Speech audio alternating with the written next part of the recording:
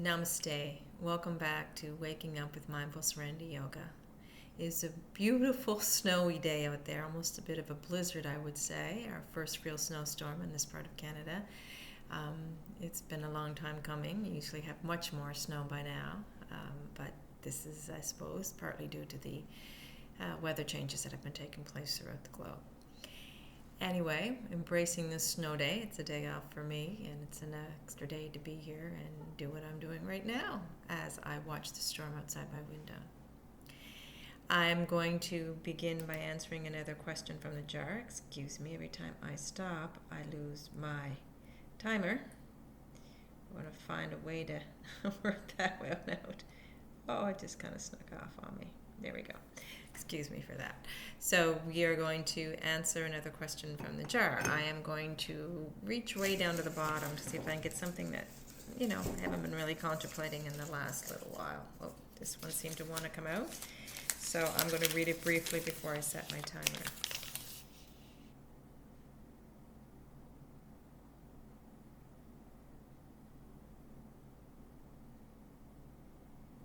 Oh, I don't know if I'm going to be able to answer this one. It's been a while, but I'm going to... yeah, I've got to, because this is part of the process where I want to put it back and say, oh, I'm going to look it up and then, but no. This is part of the process. Okay, I will set my timer.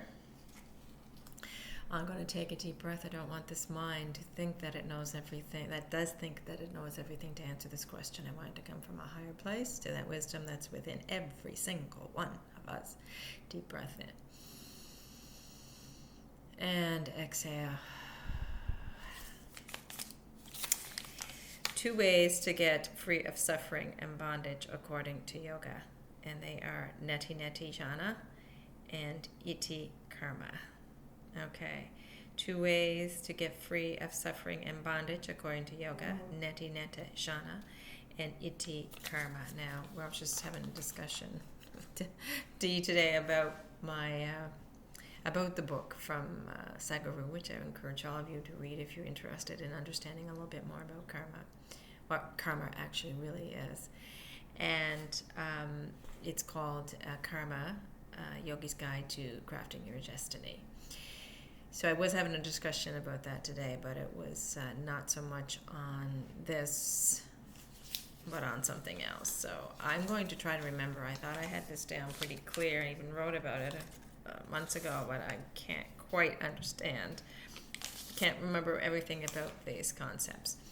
But the 2 concepts we're saying that can help us get free of our suffering and bondage are Neti Neti, which comes from jhana yoga, of the understanding of yoga, using concepts and the intellectual mind. And iti, this.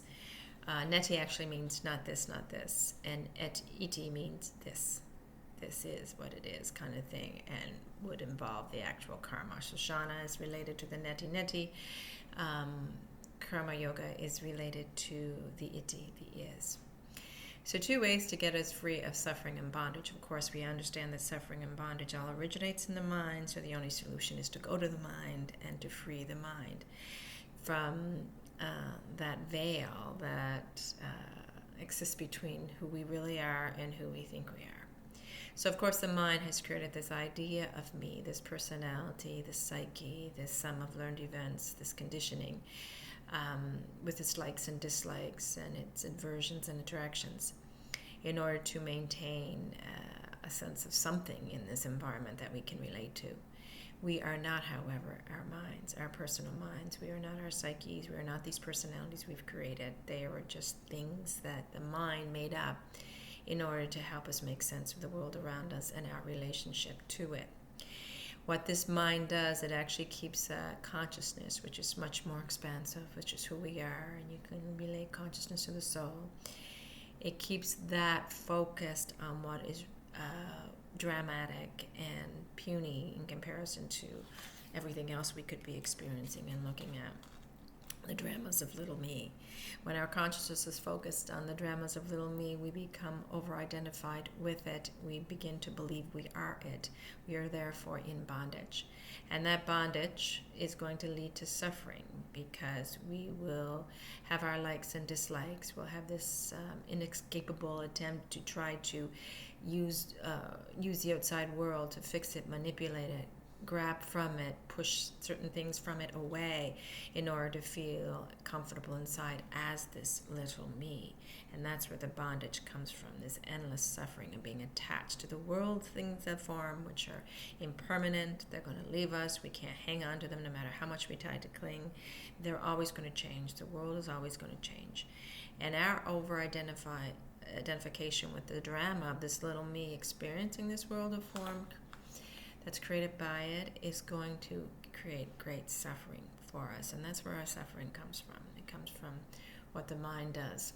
It comes from our attachment to the world in order to try to feel good inside. And the mind is just trying to do us a favor. It's trying to do us a solid. But unfortunately, it's a very disturbed mind for this reason. The personality, the personal sense of personal identification and stuff, this sense of aloneness and isolation that it creates, the separation, idea of separation from source, this idea of separation from each other that it creates, is going to lead to great suffering and bondage. How then, crazy lady, after all that ramble, do you free yourself from it? And this is referring to two types of yoga, jhana yoga and karma yoga. Jhana yoga, when we say neti neti, not this, not this, what we tend to do is I guess the first thing is use our intellectualization for something positive, and that intellectualization, though it is often the source of much of our discontent, can actually be used to free us in the sense that it will help us to realize that not this, not this. I do not want this. This is not going to work. What I'm doing right now with my life, this pulling in from the outside world, this pushing away from the outside world so I can protect this little sense of me that exists over the reality of who I am, and making me focus on that all the time, all this drama and this grasping and clinging and pushing away, this attachment and aversion, keeps me focused on this little me.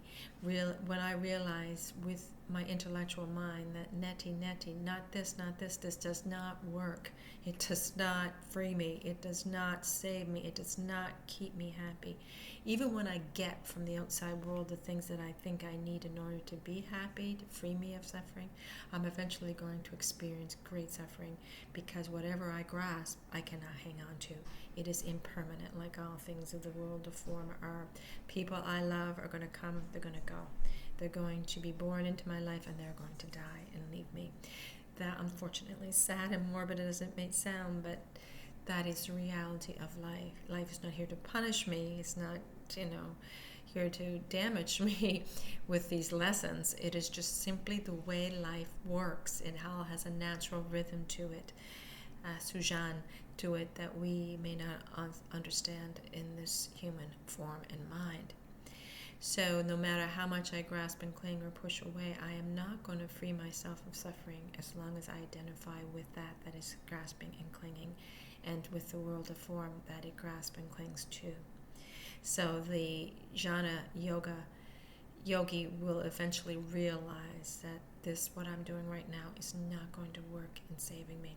And once I realize that, I'm going to release my hold on worldly things. I'm not renouncing, but I'm just releasing my attachment to it. I'm releasing my over-identification with it. I'm going to start saying, okay, maybe I'm not this person that has all the drama and that's seeking and clinging and pushing away. Maybe I'm more. Maybe those things out there in the world are not going to save me. They're not opening me up. It is something inside me. And we start to turn inward and realize that this freedom from suffering and bondage is actually a very internal process and a very freeing process.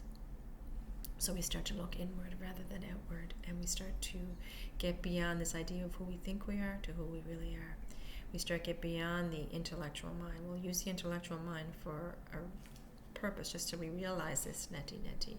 And then we'll get beyond the intellectual mind to the source of everything, to that peace that has been there from the beginning, that we just haven't been able to contact or connect to because we were so focused on the little drama of little me that was occurring before us. The second part of that is karma iti, this. So when we get beyond the not-this of truth to the isness of truth, and karma will help to do that, because karma, which is not a punishment for our sins, and it's not a reward for the things we do right. We tend to think that it's a boomerang effect. I do something good and I'm going to get something good back. I do something bad and I'm going to get something bad back. There is no good and bad, no right and wrong, no should be and shouldn't be in karma. It's just this process of this educational process, this educational tool to keep us on the path towards this self-realization, towards this realization of iti, of what is real, what is truth, who we are, that self-realization. So when we get past what's not true, the neti neti, karma will help us see what is true. So when we fall off our karmic path, when we fall off that trajectory that takes us to truth, to the iti, we will experience circumstances, effects, consequences, very naturally, not punishment, just natural consequences to bring us back on path, back on the trajectory, back in line with truth, with the iti of what is. And that, I believe, is how jhana yoga, the neti neti, the realization of the neti neti, and karma yoga, that which is there to keep us on path with what is the truth, will help to save us from bondage and suffering. If we realize who we are once and for all, and we realize that everything we've been identifying with, which was causing so much of our problems, is not even who we are, and we don't have to focus on that. It's just a removal of our attention from it to the iti, to the what isness of everything else. We will experience great freedom, great liberation, and we will no longer suffer the way we've been suffering. Well, that is what I believe from that, and I hope I answered that correctly. I'm not sure if I did. I want to thank you again for joining me, and I hope you have a blessed and wonderful 2024. Namaste.